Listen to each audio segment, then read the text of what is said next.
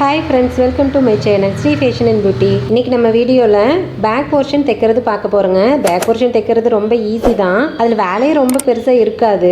Lining வச்சு join பண்ணிவிட்டு அந்த பின்னாடி முதுகு பக்கம் ஒரு டாட் பிடிப்போம் பார்த்தீங்களா, அது மட்டும்தான். பட் இருந்தாலும் லைனிங் வச்சு எப்படி தைச்சி திருப்பணும், டைப்பிங் வைக்கிறதா இருந்தால் எப்படி தைக்கணும், இல்லை ஹெம்மிங் பண்ணுறதா இருந்தால் எப்படி தைக்கணும், இல்லை இது ரெண்டுமே வைக்கலைங்க நான் சும்மா தான் தைக்கிறோம் அப்படின்னா அதுக்கு தகுந்த மாதிரி எப்படி தைக்கணும் அப்படின்ட்டு உங்களுக்கு ரொம்ப தெளிவாக நான் இந்த வீடியோவில் சொல்கிறேன். ஸோ பேக் போர்ஷன் தைக்கிறதுல உங்களுக்கு என்ன டவுட் இருந்தாலும் கண்டிப்பாக இந்த வீடியோவில் உங்களுக்கு கிளியர் ஆயிரும். முடிஞ்ச அளவுக்கு நான் உங்களுக்கு ரொம்ப தெளிவாகவே சொல்கிறேன். சரி, ஓகேங்க. இன்றைக்கி வந்துட்டு எப்படி தைக்கிறதுன்னு பார்த்துடலாங்களா? சரி, வாங்க வீடியோக்குள்ளார போகலாம்.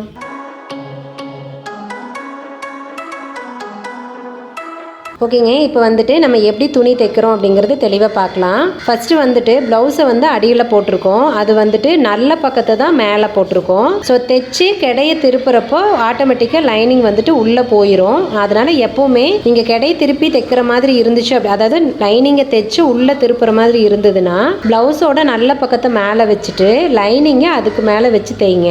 இல்லை நான் கிடையெல்லாம் திருப்பல அப்படியே தான் வச்சு தைக்க போகிறேன் அப்படின்னா நீங்கள் நார்மலாக அந்த உள்பக்கம் இருக்கும் இல்லைங்களா, ப்ளவுஸோட உள்பக்கம் அதை வச்சுட்டு அதுக்கு மேலே அப்படியே லைனிங் வச்சு தைச்சிக்கலாம். நாங்கள் இன்றைக்கி தைச்சி உள்ளே திருப்பி தான் போகிறோம். ஸோ அதனால் நாங்கள் ப்ளவுஸோட நல்ல பக்கம் இருக்கு இல்லைங்களா, அதுக்கு மேலே லைனிங் வச்சு தைக்கிறோம். இப்போ பாருங்கள், லைனிங்கை வந்துட்டு நம்ம கரெக்டாக அந்த ப்ளவுஸில் அர்க்கத் பண்ணியிருப்போம் பாருங்கள். ஸோ அந்த அர்க்கத் மேலே அப்படியே வச்சுக்கிறோம். பாருங்கள், இந்த இடத்துல நம்ம அந்த ப்ளவுஸோட நெக் அகலம் இருக்குது பார்த்தீங்களா, அதுக்கு ப்ளவுஸ் துணியில் அர்க்கத் பண்ணியிருக்கோம். நீங்கள் லைனிங் வச்சு தைக்கிறப்போ எப்போவுமே அந்த ப்ளவுஸில் இருக்கிற நெக் பீஸை நீங்கள் கட் பண்ண வேண்டாம், லைனிங்கை மட்டும் கட் பண்ணிங்கன்னா போதும். ஸோ அதனால் இப்போ நம்ம அர்க்கத் பண்ணியிருக்கோம் அளவுக்கு. அப்போ என்ன பண்ணுறோன்னா இந்த லைனிங்கை இந்த அர்க்கத்துக்கு பக்கத்துலேயே, அதாவது அதுக்கு ஒட்டியே வச்சு தைக்க போகிறோம். ஸோ தைக்கிறப்ப இப்படி பாருங்கள், இந்த இடத்துல ஒரு மார்க் பண்ணியிருக்காங்க இல்லைங்களா, இது உங்களுக்கு தெரியணுங்கிறதுக்காக.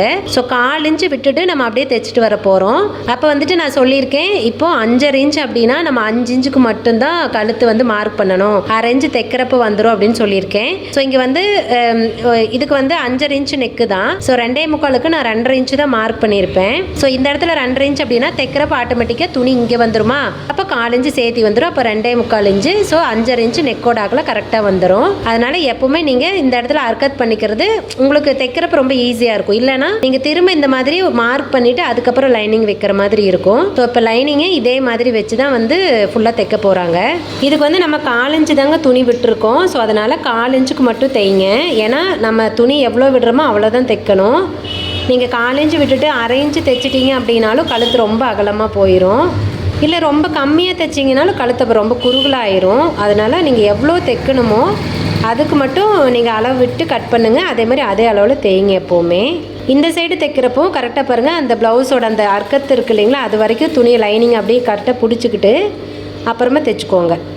இப்போ சப்போஸ் எனக்கு இப்படி தைக்கிறது ரொம்ப சிரமமாக இருக்குங்க, கரெக்டாக வர மாட்டேங்குது, எப்படி இருந்தாலும் நகர்ந்துருது அப்படின்னு ஃபீல் பண்ணிங்கன்னா நீங்கள் துணியை கரெக்டாக வச்சுட்டு எல்லாம் அந்த லைனிங்கு ப்ளவுஸ் எல்லாத்தையும் எக்ஸாக்டாக வச்சுட்டு சென்டரில் ஒரு தையல் விட்டுருங்க. பாருங்கள், இந்த இடத்துல இப்படி தைச்சிட்டு இது வரைக்கும் விட்டுட்டிங்கன்னா கூட போதும். என்னாகும் அப்படின்னா துணி விலகாது, இங்கேயும் நகராது. ஸோ உங்களுக்கு ஈஸியாக அந்த கழுத்தை மட்டும் அப்படியே இழுத்து பிடிச்சி அப்படியே தைச்சிக்கலாம். ஸோ அந்த மாதிரி மெத்தட் கூட நீங்கள் ஃபாலோ பண்ணிக்கலாம். நாங்கள் இந்த பூனம் சேரீயில் ப்ளவுஸ் தைக்கிறேன்னு வச்சுக்கோங்களேன், அப்போ இந்த மாதிரி தான் கண்டிப்பாக பண்ணுவோம். சரி, ஏன்னா அது ரொம்ப வலிக்கிட்டு போகும். அதனால் சென்டரில் ஒரு தையல் விட்டுட்டு அதுக்கப்புறமா நெக்கு தைச்சிக்குவோம். ஸோ இது கொஞ்சம் ஸ்டிஃபாக இருக்கிற துணி தான், அதனால் இதுக்கு நாங்கள் அப்படி பண்ணலை, டேரெக்டாகவே நெக்கில் தைச்சிருக்கோம்.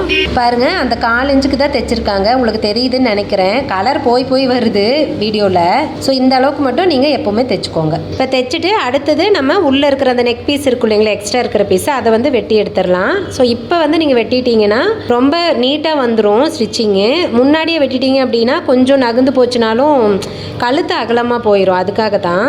ஓகே, இப்போ வெட்டியாச்சுங்களா. என்ன பண்ணுறாங்க இங்கே பாருங்கள், அந்த கார்னருக்கு மட்டும், இந்த நெக்குக்கு கார்னருக்கு மட்டும் அந்த தையல் வரைக்கும் கொஞ்சம் அப்படி கட் பண்ணி விடுறாங்க. எப்போவுமே நீங்கள் ரவுண்ட் நெக்காக இருக்கட்டும், இல்லை இந்த மாதிரி கார்னர் வருது அப்படின்னா கொஞ்சமாக இப்படி கட் பண்ணி விட்டுட்டிங்கன்னா மட்டும்தான் துணி திரும்பும் நல்லா, இல்லாட்டி அந்த கார்னர் ஷேப்பு வராது. இப்போ லைனிங்கை திருப்பி உள்ளே ஒரு ஓட்டு தையல் போடுறாங்க. இது எதுக்காக அப்படின்னா மெயினாக அந்த ஓட்டு தையல் போடுறது ஒன்று, துணியை நீங்கள் கிடையை திருப்புறப்ப அந்த ஷேப் கரெக்டாக எக்ஸாக்டாக திரும்பி கொடுத்துரும். இன்னொன்று, நம்ம கட் பண்ணி விடுறோம் பார்த்தீங்களா அந்த கிராஸுக்கெல்லாம், அதுவும் இதுக்காகது நம்ம அந்த 3 இடத்துல மட்டும்தான் கட் பண்ணி விடுறோம், மீதியெல்லாம் ஸ்ட்ரைட்டாக தான் வருது. அதனால் இதை ரவுண்டு நெக்கு இல்லை பாட்கழுத்து அந்த மாதிரிலாம் வச்சோம் அப்படின்னா அந்த வளைவு எங்கெங்கெல்லாம் இருக்கோ அது எல்லா இடத்துலையும் குட்டி குட்டியாக கட் பண்ணி விட்டுருப்பாங்க. ஸோ அப்போ வந்து இந்த தையல் அடிக்கிறப்போ அந்த கட் பண்ணின இடம் நல்லா இன்னும் ஸ்ட்ராங் ஆகிடும். ஸோ துணி வந்து பிரிஞ்சே வராது. அதுக்காக தான் நம்ம இந்த ஓட்டு தையல் போட்டுக்கிறது. ஸோ கண்டிப்பாக நீங்கள் இந்த ஓட்டு தையல் போட்டுக்கோங்க, ரொம்ப ஈஸியாக இருக்கும் உங்களுக்கு தைக்கிறதுக்கு.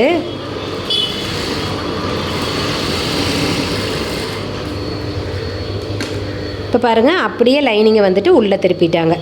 இப்போ பாருங்கள், அந்த ஷேப் வந்து எவ்வளோ எக்ஸாக்டாக கிடச்சிருச்சு பார்த்தீங்களா? ஸோ இதுக்காக தான் நம்ம மெயினாக அந்த ஓட்டு தையல் போடுறோம். இப்போ பாருங்கள் என்ன பண்ணுறோம், மேலே அந்த எட்ஜிலே ஒரு தையல் விடுறோம். ஸோ அந்த ஓரத்துலேயே தான் இருக்கணும் தையல். எதுக்காகனா லைனிங் வந்துட்டு பிதுங்கிட்டு வெளியில் வராது. இப்போ நாளைக்கு அந்த தையல் போடாமட்டிங்க அப்படின்னா பாடியில் போடுறப்ப லைனிங் நகர்ந்து முன்னாடி வந்துடும். ஸோ அது அசிங்கமாக இருக்கும். அதனால் எப்போவுமே இந்த எட்ஜில் ஒரு தையல் போட்டுக்கிறது ரொம்ப நல்லது. இப்போ சப்போஸ் நீங்கள் வந்து பைப்பிங்கோ இல்லை எம்மிங்கோ எதுவும் பண்ணலை அப்படின்னா நீங்கள் இந்த தையலோட அப்படியே விட்டுறலாம். நீங்கள் சுற்றி தையல் அடிச்சுட்டு துணி தைச்சிடலாம், அவ்வளோதான். நீங்கள் வந்து இப்போ பைப்பிங் வைக்கிறீங்க அப்படின்னா அதுக்கு எப்படி வைக்கிறது அப்படின்னு நான் சொல்கிறேன். பாருங்கள், நெக்கு வந்துட்டு ரொம்ப சூப்பராக திரும்பிடுச்சு பார்த்தீங்களா? ஸோ ரொம்ப ஈஸி தான்.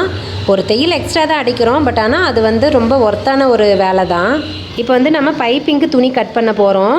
இப்போ சப்போஸ் உங்களுக்கு சாரீலேயே வந்து துணி எக்ஸ்ட்ரா இருக்குன்னா நீங்கள் சாரியில் கூட கட் பண்ணிக்கலாம். இல்லை அப்படின்னா நீங்கள் தனியாக ஏதாவது பீஸ் வச்சு தான் ஜாயின் பண்ணணும். நாங்கள் பார்த்தீங்கன்னா தனியாக தான் பீஸ் வந்து ஜாயின் பண்ண போகிறோம். இதுக்கு வந்துட்டு நல்லா ஃபுல் கிராஸில் நீங்கள் பீஸ் எடுத்துக்கணும். அப்போ தான் வந்துட்டு பைப்பிங் நல்லா திரும்பி வரும். இல்லாட்டினா பைப்பிங் சுருக்காக போயிடும். துணியோட அகலம் பார்த்தீங்கன்னா பைப்பிங்க்கு 1 இன்ச்சு போதுங்க, அதுக்கு மேலே தேவைப்படாது. ஸோ உள்ளே எக்ஸ்ட்ரா இருந்தாலும் ரொம்ப நீட்டிட்டு தான் இருக்கும். அதனால் 1 இன்ச் அளவுக்கு போதும். நீங்கள் சப்போஸ் பட்டையாக பைப்பிங் வைக்கணும் அப்படின்னு நினச்சிங்க அப்படின்னா 1.5 இன்ச்சுக்கு எடுத்துக்கோங்க. ஏன்னா நம்ம பைப்பிங் எவ்வளோ அகலம் வைக்கிறோமோ அதுக்கு தகுந்தது தான் நம்ம துணி எடுத்துக்கணும். இப்போ நாங்கள் வந்து ரொம்ப தின்னாக, அதாவது ரொம்ப சன்னமாக வைக்க போகிறோம். ஸோ அதனால் 1 இன்ச்சே போதும். இப்போ துணி எடுத்துகிட்டு ஃபஸ்ட்டு ஒரு 1/4 இன்ச்சுக்கு பாருங்கள் இந்த மாதிரி உள்ளே மடக்கி அப்படியே எட்ஜில் வந்து தையல் அடிச்சிடணும். ஏன்னா ஒரு பக்கம் தான் வந்து ப்ளவுஸோட வச்சு தைச்சிருவோம், இன்னொரு பக்கம் பிசுறாக தானே இருக்கும். ஸோ அந்த பிசுறு தெரியக்கூடாதுன்னு தான் ஃபஸ்ட்டே நம்ம வந்துட்டு ஒரு பக்கத்தை மடிச்சு அடிச்சிடறோம். அது வந்து 1/4 இன்ச்சுக்கு உள்ள மடிங்க போதும், அதுக்கு மேலே தேவையில்லை.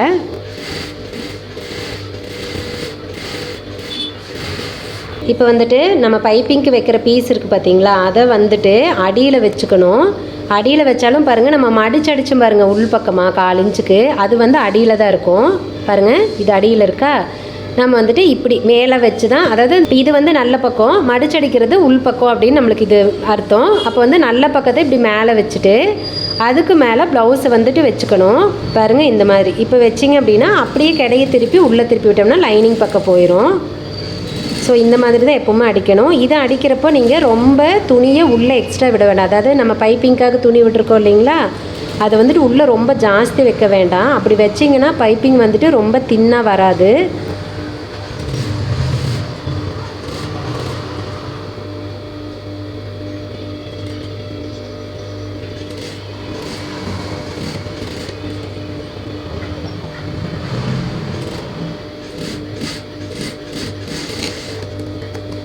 பாருங்கள், இப்போ வந்துட்டு நம்ம பைப்பிங்க்கு துணி தைச்சிட்டோம் பார்த்தீங்களா. இப்போ அந்த பைப்பிங்கோட துணி பாருங்கள் கொஞ்சம் ஒரு 1/4 இன்ச்சுக்கு பக்கமாக கொஞ்சம் வெளியில் தள்ளி இருக்குது. இப்படி இருக்கணும். இல்லைன்னா நீங்கள் பைப்பிங் திருப்பி உருட்டி தைக்கிறப்ப இது பிடுங்கிட்டு வந்துடும். ஸோ அதனால் இந்த அளவுக்கு துணி சேர்த்து விட்டுக்கோங்க. பட் ஆனால் ப்ளவுஸ் பீஸில் பார்த்தீங்கன்னா நம்ம நல்லா எட்ஜில் தான் தைச்சிருப்போம். உங்களுக்கு தெரியுதுன்னு நினைக்கிறேன். பாருங்கள், இதுதான் தையல். ஸோ ஏன் அப்படின்னா நம்ம ஆல்ரெடி தைச்சு கிடையை திருப்பிட்டோம். ஸோ இங்கே எந்த பிசுறுமே கிடையாது. அதனால் நம்ம இப்படியே தைச்சிக்கலாம். சப்போஸ் நீங்கள் கிடையை திருப்பாமல் அப்படியே மேலே வச்சு தைக்கிறீங்க அப்படின்னா இதே மாதிரி இங்கேயும் துணி விடணும். அப்போ தான் வந்து நிற்கும். இல்லைன்னா கண்டிப்பாக பிசுறு பிடுங்கிட்டு வந்துடும். பட்டையாக நீங்கள் தைக்கிறீங்க, பைப்பிங் வந்துட்டு நல்லா திக்காக வைக்கிறீங்க அப்படின்னா கண்டிப்பாக நீங்கள் இப்படி கடையை திருப்பணுங்கிறது அவசியம் இல்லை. லைனிங் அப்படியே மேலே வச்சு தைச்சிட்டு அதுக்கு மேலே நீங்கள் வந்துட்டு பைப்பிங் வச்சுக்கலாம். உங்களுக்கு ரொம்ப தின்னாக வேணும், ரொம்ப லேஸாக இருக்கணும் அப்படின்னா நீங்கள் இந்த மெத்தட் ஃபாலோ பண்ணிங்க அப்படின்னா பைப்பிங் எப்போவுமே அந்த தையல் பிரியாமல் ரொம்ப ஸ்ட்ராங்காக இருக்கும். பைப்பிங்கை வந்துட்டு நல்லா தின்னாக வந்துடும் உங்களுக்கு. இப்போ அடுத்தது நம்ம பாருங்கள், அந்த பைப்பிங் துணியை அப்படியே உள்ள மடக்கி விடுறோம். ரொம்ப உங்களுக்கு எவ்வளோ தூரம் நீங்கள் வேணும்னு நினைக்கிறீங்களோ அவ்வளோ தூரம் மடக்கிக்கலாம். பாருங்கள், நாங்கள் எவ்வளோ சன்னமாக வச்சுருக்கோம் அப்படின்ட்டு. ஸோ இது வந்து உங்களுக்கு இன்னுமே சின்னதாக வேணும்னு நீங்கள் நினச்சினாலும் இன்னும் நல்லா உருட்டி பிடிச்சிங்க அப்படின்னா கண்டிப்பாக வரும். பட் எங்களுக்கு இப்படி தான் வேணும், அதனால் நாங்கள் இந்த மாதிரி வைக்கிறோம்.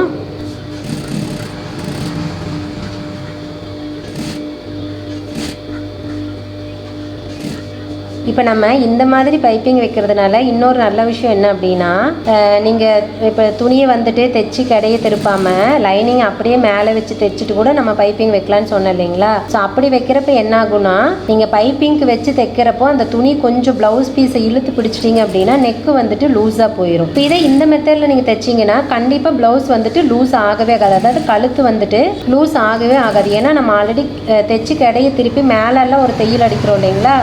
அப்போ வந்து அது இன்னும் நல்லா ஸ்ட்ராங்காகிடும் துணி. அப்போ நல்லா திக்காக இருக்கிறப்ப என்ன ஆகும், லூஸ் கொடுக்காது. சும்மா ஒரு துணி 2 துணின்னு இருக்கிறப்ப மட்டும்தானே நம்ம இழுத்து லூஸ் கொடுக்கும். ஸோ நல்லா திக்காக இருக்கிறப்ப கண்டிப்பாக வந்து லூஸ் கொடுக்காது. அதனால் நீங்கள் இந்த மாதிரி தைச்சிட்டு அதுக்கப்புறம் பைப்பிங் வச்சிங்க அப்படின்னா கண்டிப்பாக கழுத்து அகலமாகிறதுக்கு வாய்ப்பே இல்லை. லூஸும் ஆகாது, அகலமாகவும் போகாது. ஸோ இந்த மெத்தட் நீங்கள் ஃபாலோ பண்ணி பாருங்கள். இல்லைங்க எனக்கு பைப்பிங் நல்லா பட்டையாக தான் வேணும், இல்லை நான் அந்த மெத்தட்லேயே தைக்கிறேன் அப்படின்னாலும் நீங்கள் தாராளமாக தைக்கலாம். பட் என்னென்னா ப்ளவுஸ் துணியை வந்து நீங்கள் இழுத்து பிடிக்காமல் ரொம்ப லூஸாக விட்டு தைக்கணும். அப்போ தான். அப்படி இல்லைன்னா கழுத்து கண்டிப்பாக அகலமாக போயிடும். இப்போ பாருங்கள் நம்ம பைப்பிங் வச்சு முடிச்சிட்டோம். அடுத்தது என்ன பண்ணுறாங்கன்னா, அந்த கிராஸ் இருந்துச்சு பார்த்தீங்களா, அந்த 3 இடத்துல அந்த முனை இருந்தது பார்த்தீங்களா, அந்த முனைக்கிட்ட அந்த உள்ளே இருக்கிற எக்ஸ்ட்ரா பைப்பிங் பீஸ் இருக்குது பாருங்கள், அதை வெட்டி விடுறாங்க. இதே மாதிரி இது ஏன் வெட்டி விடுறோம் அப்படின்னா, மேலே நம்ம ஒரு தையல் போட போகிறோம். ஸோ அது வெட்டாத தையல் போட்டால் கண்டிப்பாக அது நிற்காது. இப்போவே பாருங்கள் எப்படி தூக்கிட்டு வருதுன்னு பாருங்கள். அந்த 3 கார்னரையும் வெட்டி விட்டுட்டோம். ஸோ வெட்டி விட்டுட்டு இப்போது லைனிங் துணியை இப்படி பிரிச்சுட்டோம் பார்த்தீங்களா. ப்ளவுஸ் இது, லைனிங் இது இப்படி விரிச்சுட்டு இந்த பீஸ் இருக்குது பாருங்கள், இது இப்படியே வச்சு இந்த லைனிங் மேலே தான் தையல் அடிக்கணும். நீங்கள் தைக்கிறப்ப ப்ளவுஸ் மேலே வந்துடக்கூடாது. ஸோ லைனிங் மேலே தையல் அடிச்சுட்டே வரணும். நான் தைச்சிட்டு உங்களுக்கு காட்டுற பாருங்கள் எப்படி இருக்குன்னு. கரெக்டாக நீங்கள் இழுத்து பிடிச்சி தைக்கணும், ஜாக்கெட் வந்து உள்ளே மாட்டிடாமல்.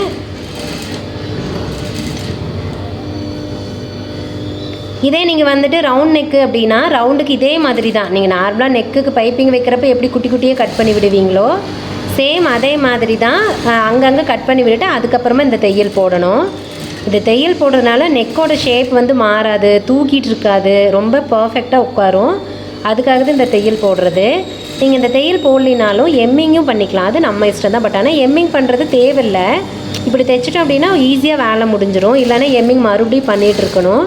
ஸோ அதுக்காக தான் நம்ம இந்த மாதிரி ஃபாலோ பண்ணுறோம். இது ரொம்ப ஈஸி தாங்க இது தைக்கிறது. ஏன்னா 1 இன்ச்சுக்கு வந்து துணி நம்ம எடுத்ததுனால பாருங்கள், இங்கே கிட்டத்தட்ட நமக்கு 1/2 இன்ச்சு துணி இருக்குது இல்லைங்களா. அப்போ தைக்கிறதுக்கு உங்களுக்கு ஈஸியாக தான் இருக்கும். பாருங்கள் தைச்சிட்டோம். இப்போ வந்துட்டு இந்த 3 பக்கம் மட்டும்தான் நம்ம வெட்டியிருக்கோம். ரவுண்ட் அப்படின்னா அங்கங்கே குட்டி குட்டியாக கட் பண்ணி அதுக்கப்புறம் தான் தைக்கணும். பாருங்கள் முன்னாடி நம்ம பைப்பிங் வச்சு முடிச்சோன்னே இந்த இது இப்படியே தூக்கிட்டு வந்துச்சு இல்லைங்களா. பாருங்கள் அந்த நெக் ஷேப்பு எவ்வளோ பர்ஃபெக்டாக இருக்குன்னு உங்களுக்கு இப்போ திருப்பி காட்டுறேன். வெள்ளி பக்கம் பாருங்கள் எவ்வளோ நீட்டாக வந்திருக்கு பாருங்கள். பைப்பிங்கும் ரொம்ப சன்னமாக தான் வந்திருக்கு.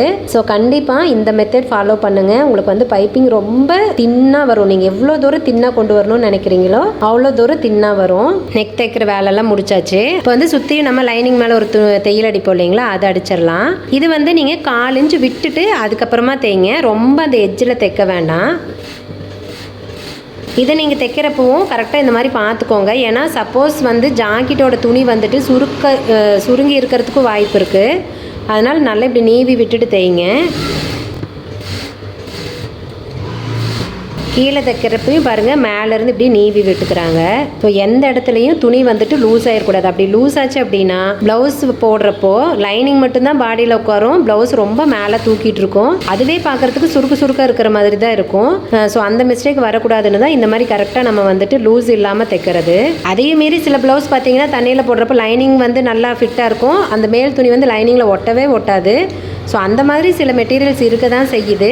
ஆனாலும் நம்ம தைக்கிறப்போ அந்த மாதிரி லூஸ் இல்லாமல் தைச்சிக்கிறது ரொம்ப நல்லது.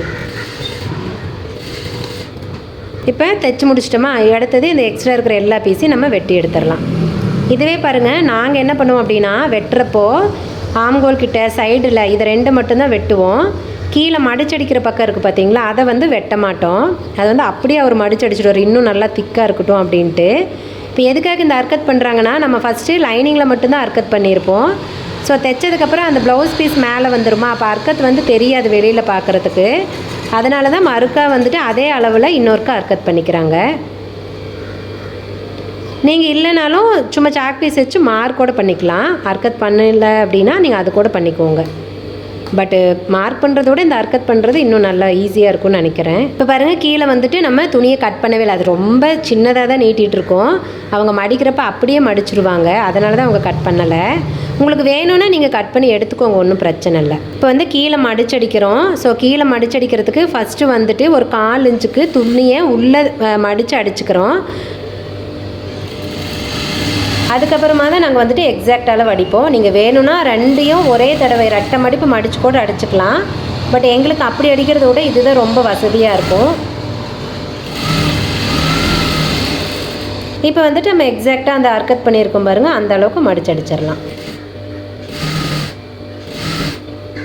இன்னொரு சைடு வந்து மடிக்கிறப்போ கரெக்டாக இருக்கணும் அப்படிங்கிறதுனால அர்க்கத் பண்ணியிருப்போம். பட் பண்ணியிருந்தாலும் கரெக்டாக இருக்கான்னு ஒருக்கா செக் பண்ணி பார்த்துட்டு அதுக்கப்புறமா நம்ம மடிச்சடிச்சிடலாம். சப்போஸ் நம்ம அர்க்கத் பண்ணுறப்போ கொஞ்சம் முன்ன பின்ன துணி விலகி இருந்ததுன்னு வச்சுக்கோங்களேன், தெரியாமல் போயிடும் இல்லைங்களா. அதே மாதிரி கீழே குட்டியாக மடிச்சடிக்கிறோம் பாருங்கள், அதில் ஏதாவது முன்ன பின்ன வந்துட்டால் கூட நமக்கு தெரியாது. அதுக்காக தான் அந்த சைடு வச்சு பார்த்துட்டாங்க. ஓகே, இப்போ வந்து எல்லா வேலையும் முடிச்சாச்சு. அடுத்தது பேக் போர்ஷன் டாட் பிடிக்கிறோம் பாருங்கள், அது பிடிச்சிடலாம். இது டாட் பிடிக்கிறதுக்கு ஃபஸ்ட்டு நம்ம உள்ளே எவ்வளோ இன்ச்சு எக்ஸ்ட்ரா துணி விடுவோம் இல்லைங்களா, அதை பார்த்துக்கணும். 1.5 இன்ச்சு தான் நம்ம எப்போவுமே எக்ஸ்ட்ரா விடுவோம். ஸோ அந்த அளவுக்கு மார்க் பண்ணிக்கணும் 2 பக்கமுமே. நம்ம வந்து ரெட்டையாக மடித்து போட்டிருக்கோம். ஸோ இது வந்து கண்டிப்பாக இந்த நீங்கள் மார்க் பண்ணிங்கன்னா தான் அந்த டாட் பிடிக்கிறது எக்ஸாக்டாக வரும். அடுத்தது பாருங்கள், சென்டர் பாயிண்ட்டுக்கு ஒரு மார்க் பண்ணிட்டாங்க. ஸோ மார்க் பண்ணிவிட்டு துணியை வந்துட்டு ஃபஸ்ட்டு ஒரு சைடு மட்டும் மடிக்கணும்.